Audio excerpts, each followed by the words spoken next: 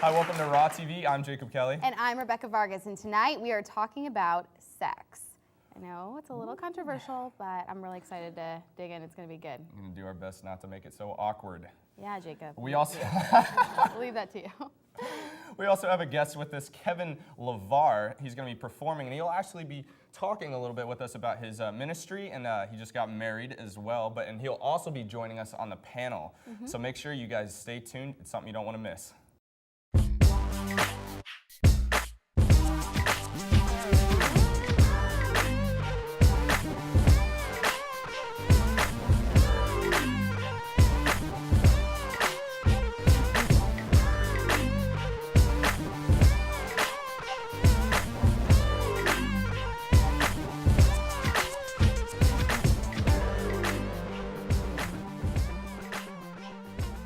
We did an audience poll to see how old were you when you had the sex talk. So, according to our audience, 10 or younger was at 18%. The top was up between 11 and 14. Actually, no, sorry. The top was actually never, and that was 41%. Wow. And then 11 to 14 was 36%. 10 or younger was 18, and 15 to 18, they were 5%. So that's kind of interesting because I don't really think I ever had the sex talk with my parents. You never had the sex talk? I don't think so. Like, I can't think of a time where my parents sat down and were like, let's talk about sex. Like, I don't think that ever. How did you Like, friends. find out? Like, I found out really crazy things from friends, so I just, like, learned that way. Yeah, I think you might not get the most accurate information Yeah. that way, though. Yeah. It's a little scary. Yeah, so I mean, I really Might never pervert your had it. mindset of sex if you just I keep don't hearing know. from your friends. I mean, my parents, like, we talk about it now, and it's like we're really Yeah. open and talk now because we're really close. But I think that maybe, I think it's my mom. My mom, when she grew up, her mom never talked about it, so she didn't know how to talk to me about it. Right. Well, how old were you guys when you had the sex talk? My parents were divorced, so my mom had to give me the sex talk, which is real awkward. And she gave it to me when I was pretty young. I think I was around 6. Whoa. Wait, And- what? What? That is way too young, Jacob. No, I was in like 1st grade. Because here's the thing, because it was the whole Bill Clinton scandal. He had sex with Oh, so she had So she was whatever. explaining So it. I was like, what did he do? And they think he had sex with someone in the office. Okay, what does that mean? Wow. Oh, and so yeah, What about exactly. you, Candace? All right, guys. Well, I was 3 years old when I asked my parents what sex was. And of course, okay, they didn't tell me Oh, though. you're- 3? They didn't tell me, but I guess I was curious when I was young. Did you like? How did you even like? know to I ask think them? it was TV. Oh. It's like so prevalent on TV. Like Yeah. you're watching TV and you hear a word Yeah. and you're like, Mom, what is that? But I think I think I was 10 years old when we had like the talk and it was just my mom, it wasn't my dad. And she sat us down and she explained it. And I was so young even then, like you don't really think about it. You're like, cool. And you just move on and go play with your friends or whatever. So it's Yeah. not like that big of a deal Yeah, at the time. I was 10 too, and both of my parents sat me down, and they decided to get like every uncomfortable conversation out of the way at that moment, Like, like what- womanhood and like everything. So I'm literally 10 years old, emotionally scarred, like crying at the dining room table, like afraid for life. Oh my god, I We're, would like, want to throw up or digressing. something. It was Oh my god. Pieces of Play-Doh. Oh, gosh. So I know that in the church we tend to like make sex out to be purity, purity, purity, and you know it's something that we just don't talk about. And why do you think we do that? And is that something that needs to be fixed? Well, I think first of all, just to establish what this whole show is about is that it's about sex within marriage. Yeah. That's like God's intent for it. He created sex. It's supposed to be something beautiful that's safe for marriage. But I think a lot of Christians have taken that to make it, you know, something disgusting that you can never talk about. Yeah. Yeah. Because the world really has polluted it. I think that, you know, in youth groups too, they just don't talk about it. Yeah. Yeah. Maybe we need to talk about it. I don't know. Maybe that My prevent. Do you youth think that group would actually prevent talked it? about it. How do they talk about it though? Did it They to help split the prevent guys it? up with the guys and the girls up, and the dudes just all got, and they're like, it was more of like a purity thing than Yeah. abstinence. It was more like, hey guys, we know we struggle with this. Let's let's talk about this or whatever, and the guys just sit there like, I don't struggle with anything. I don't struggle. So even then, it's still, how come even when we're trying to pursue like, hey, let's get a good mindset of this, it's still like unspoken of for some reason, unless it's on the opposite end, and you're like joking around about it. Well, I think it's important though to address the purity issue. I feel like that's something that's very important. But at the same time, when you're becoming the age, you know, like us, and we're getting ready to go towards that direction, there needs to be communication. Yeah. And I've had a lot of friends that have recently got married, and some have shared, you know, they've gotten married and like they have no clue what to do. And it's supposed to be like this amazing thing that you've been waiting for, you know, and all of a sudden it's like terrible because you have no clue what to do and no one's really guided you. So I think there has to be. Do you think parents do a bad job, or do you think there is a way for parents to even do a better job? Because we all said like how it's so awkward. Yeah. I give my mom props. Yeah. The fact that she actually sat me down and started I mean, talking did you have with like me. another conversation when you kind of understood better? I mean, Or do you That's still the remember weird part. everything? No, because from I it? don't remember what she told me. I just remembered. She said, "What do you think sex is?" And I was like, "I don't know. You get naked and kiss a lot." That's all. Yeah, well, that's actually, you knew all I quite a thought. lot for that age. yeah, that's a lot. Well, I have to give my mom props too because Yeah. she has really been open with us, but in, you know, a mature and responsible way. And I think that's how parents should be. They should be open so that kids can find out what it is through their parents and not have to go to their friends. And even now, like, they're supposed to be your accountability. Like, I've been in a relationship for a while, and I can know that I can call my mom and she can keep me accountable. And like, I don't think that's something to be ashamed of. That's something that Right, no, everyone that's should good. have before you get married. For It's me, something I that's think it very was my important. youth pastor that kept me accountable with just things like that, Yeah. making sure things. If I got in a relationship, he was very accountable with me Mm-hmm. because being in a divorced home, that was something that I was always trying to look for. Was my mom always looked for people that I could that would be like father to me. Yeah. So I had a youth pastor, thankfully, because I was actually one of the only people that were actually open about it. Like, yeah, so what does this mean? Like, what do I have to do in order to stay pure and Yeah. stuff? It seems like the more we talk about it and the more it's talked about instead of something that's hidden, the more likely that people might not do it, like the kids in the church. You know, if we're hearing about it all the time, they might not do it. Well, we're going to talk more about this, but first let's hear from our special guest, Kevin Levar. Father, we love you today. Come on, put your hands together. Father, we love you, we love you. Stay in your presence. You are my heart. You are my hiding place. You are my hiding. Stay in your presence. Hallelujah. Father, you are my hiding place. Father, you are my hiding place. I know that you're gonna keep me safe. Stay in your presence. Father, I can run to you. Lord, when I shut. Father, when I'm feeling so scared. That's when I know you're gonna hide me. Hallelujah. When you're right beside me, but I can't tell.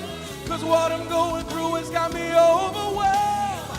You're my peace and safety. You're gonna hide me. You are my hiding. You are my hiding place. Father, you are my hiding. Set in your presence. Hallelujah. Father, you are my hiding place. Father, you are my hiding place. I'm not gonna be afraid, cause I know that you'll keep me safe. Father, I can run to you. Lord, when I just, and when I'm feeling so scared, that's when I know you're gonna hide me. Hallelujah. When you're right beside me, but I can't tell. Cause what I'm going through has got me overwhelmed. You're my peace. You're my safety. You're gonna hide me. Here we go. King JC will take care of me. I'm not afraid of the powers that be.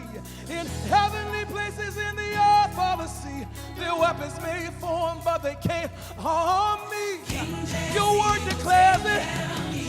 You're not a man that you should lie. Everything that you say it is. Their weapons may form. Hey, you are my heart. You are my hiding place. I know you'll keep me. I know you'll keep me safe. You are my hiding place. You are my hiding place. Father, I know I can run to you and I'll be safe. Father, I can run to you.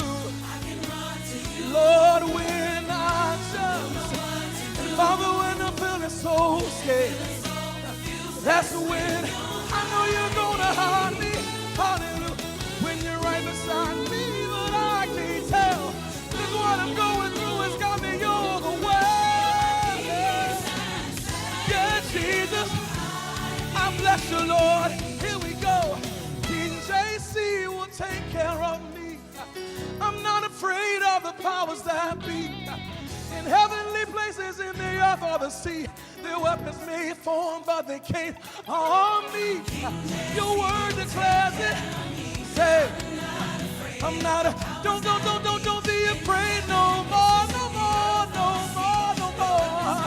Yeah, your daddy has got you. I said your daddy has got you. He's holding you in the palm of his hand, yeah.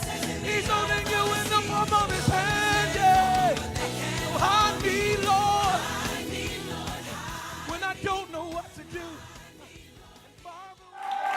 Hey guys, welcome back. We're here with Kevin Levar. Kelvin, tell us a little bit about your inspirations and your favorite song on your CD.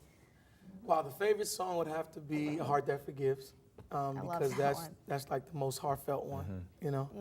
This project is pretty much something for everybody.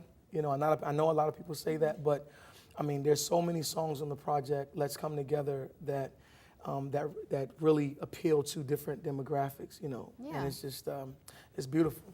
We've gone to Expo, the #1 Latin Christian conference, and Yeah. they just loved a song on the project called "My Everything." I've gone over to Trinidad now and to the islands, and they actually think I'm an islander because they love songs like the Jamaican song that I sang earlier. Yeah, I was going to say, I heard a Heaven Have little Your Way. island flair in there. It was good. But I didn't start out to try to write it like that. When it was done, it just had all these different inflections. So I guess God intended it. But the project is called "Let's Come Together." So what better way to pull people together under one roof? Yeah, I love that song "Hiding Place" that you did. I love that song.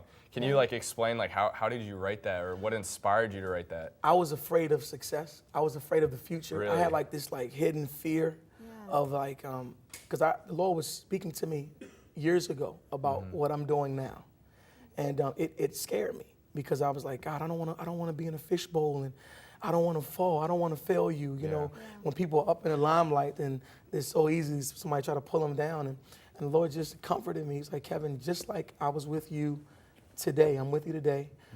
Today is yesterday's tomorrow. So I'll be with you tomorrow, and I'm your hiding place. Stay in my presence, and I'll keep you safe. So that's kind of been my song. I have another story with that really quickly. What we did was every time we finished a song on the project, we would pray. My group would come in, and we would just pray. We would listen to it, and they would record our prayers. We would just pray for the people that would listen. And so we would pray, all kinds of things, just praying for the people, blessing them. And so once the project came out, I started getting all these phone calls with my friends, their children, like at least 10 or 15 of them, leaving messages saying, King Jesse will take care of me, like 5 and 6 year olds. And I was like, wow, I keep getting all these kids. Well, one day I was messing around on my computer, and I accidentally hit one of the tracks, and it pulled up the prayer track from Hiding Place. And I began to pray, totally forgot about it. I said, Lord, let the babies sing this song. Wow. Let the babies sing That's this song. so So God is awesome. awesome. Talking about future and successes, you recently got married. Tell us a little bit about that. I did. Your Well, wife. I married my manager, Shondell, and Wow. we were. She's so sweet. She's amazing. We were. My mom was in her mom's wedding. That's how far back our families go. Wow. And we were working together. Just kind of, work, just business, strictly business, nothing. You just never know what the Lord will do. You can't never. Somebody could be right under your nose. You just never know. And we really got to know one another. And then before you know it, God just kind of turned the light on and opened up my eyes, and then opened up her eyes, and there you go. There you go. That's awesome. We're coming up on 10 months? 10 months, so you're still newlyweds. We are. That's awesome. How are you doing with traveling then? Well, she travels with me Yeah, she's everywhere your I go. manager. So That's so Yeah. awesome. That works out really I feel like great. you married like your best friend. You got to know her before you even. it's so important. It's so important to know the person that you're going to say I do to. Yeah. It's so important. Well, it's 'Cause- incredible. I'm so excited to talk to her because we're going to have you guys on the panel with us Yes. right after this, and we're going to be able to talk to you just a little bit about that transition from, being in marriage and then how we deal with that and our whole Yes. sex talk. So that'll be really awesome. It's gonna be fun. So don't go away.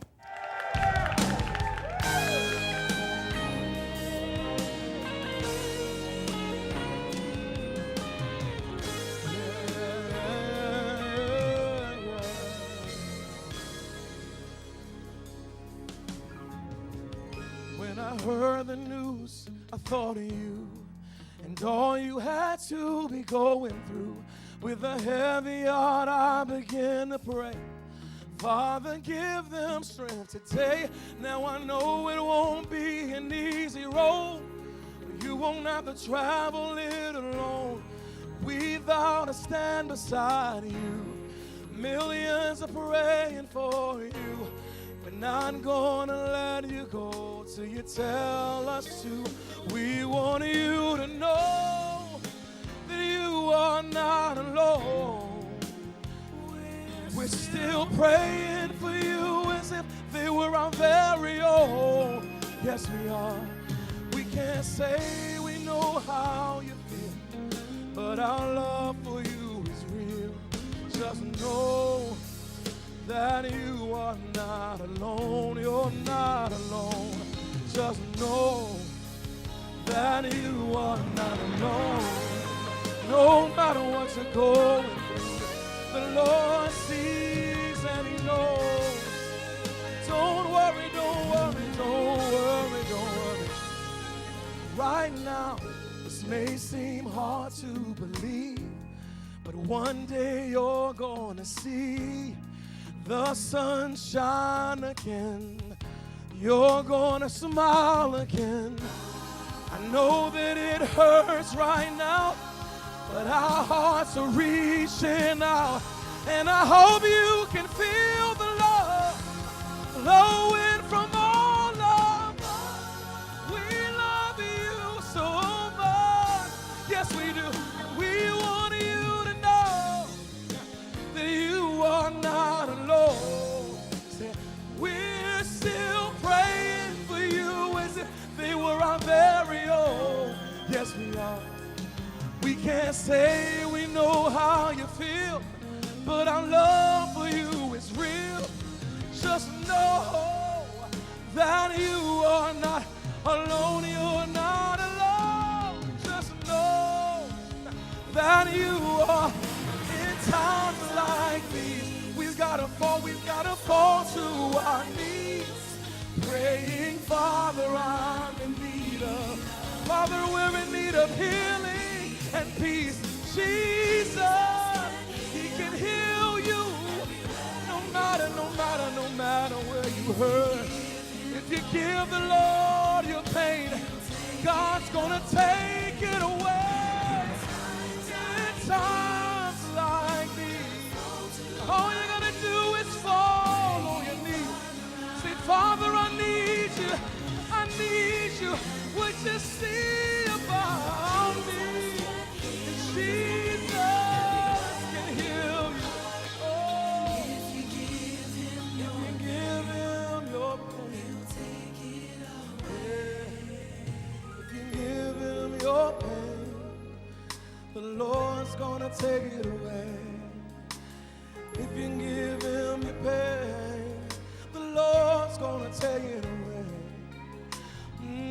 Give Him your pain, give Him your pain, He'll take it away.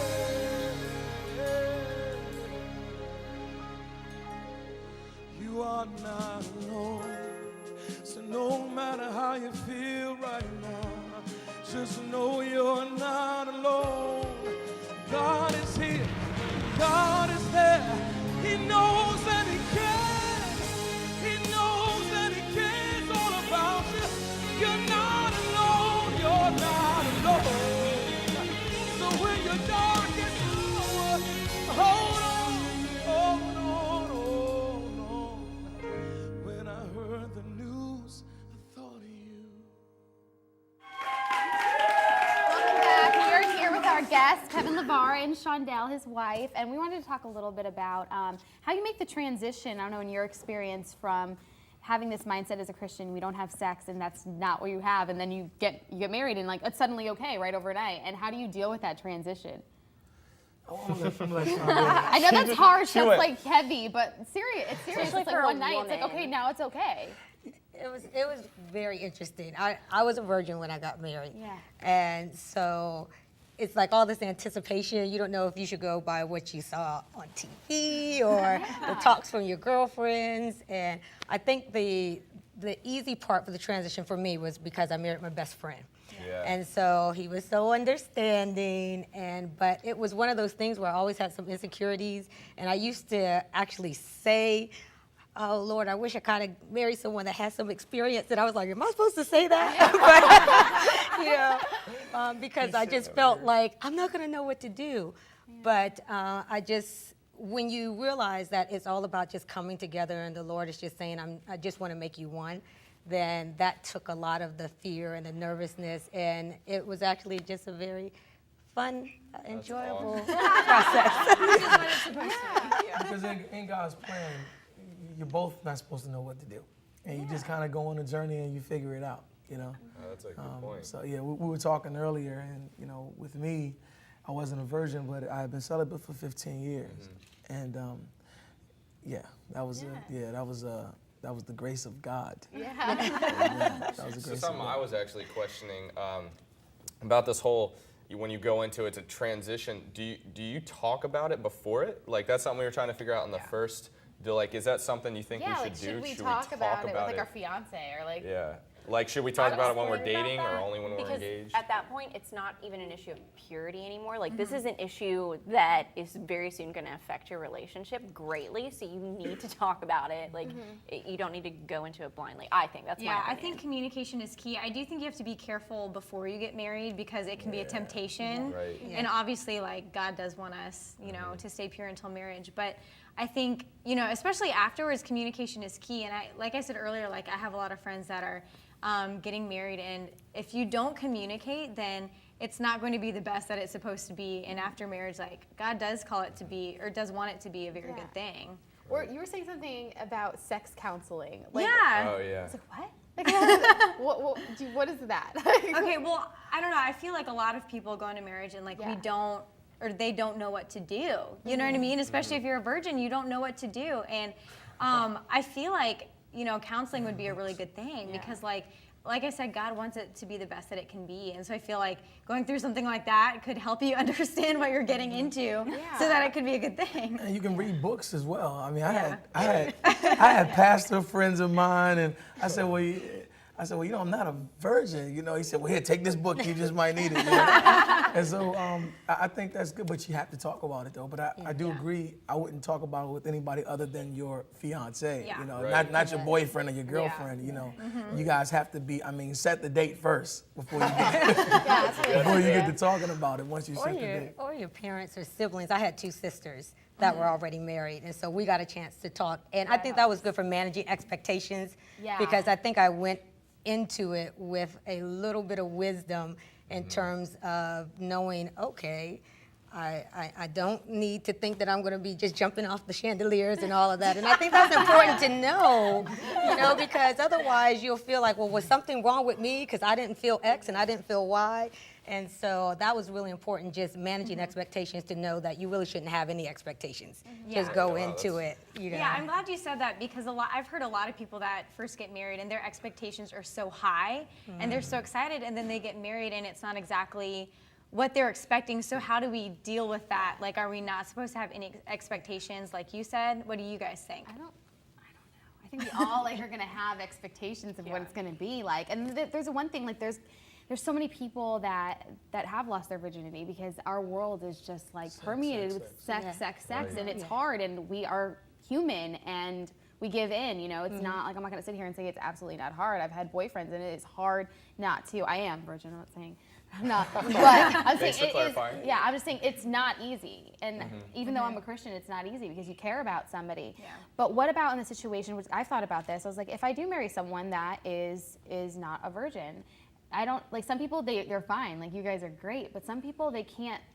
Either the other person is insecure about it, thinking about it, or the person that actually isn't a virgin constantly gets those memories flooded back. What would you say to someone that's dealing with that, or a couple that deals with that?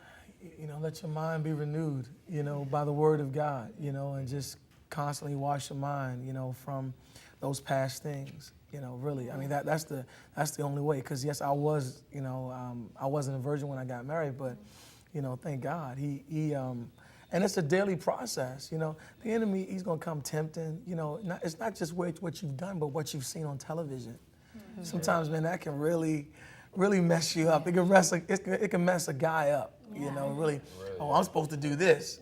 I'm supposed to do that, and it's not that. But sex is beautiful in the confines of marriage. Right. Yeah. It's beautiful, Well, but outside of it, it's dangerous. Yeah, with the whole movie thing and the television thing, do you think that kind of distorts to how we should view sex, and that will contribute to that expectation? It does, and that's why I was so thankful that my friends were honest with me and told me, you will probably experience discomfort, and I'm glad they told me that, because I was prepared for it. Yeah. And otherwise I would have been thinking, well, what is this? But since I was prepared, I said, oh, okay.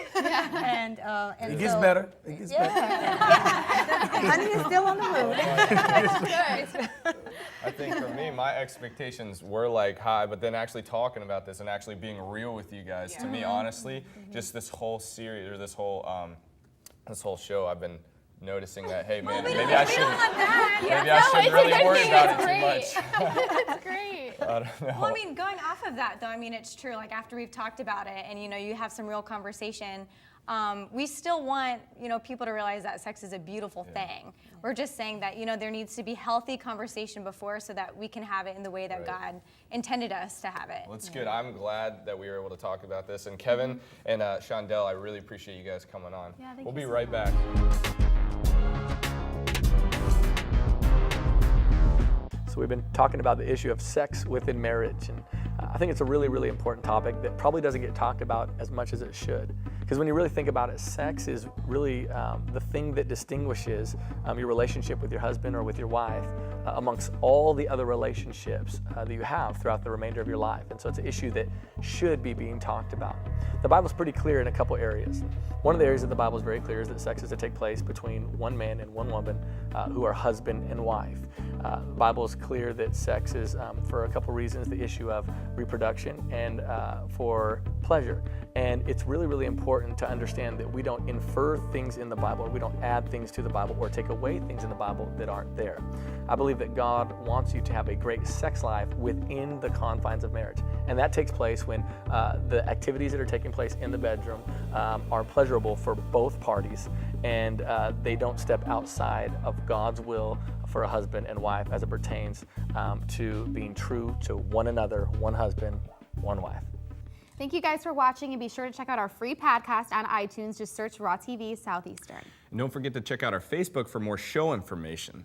And as always, don't forget to Live it raw. Here we go.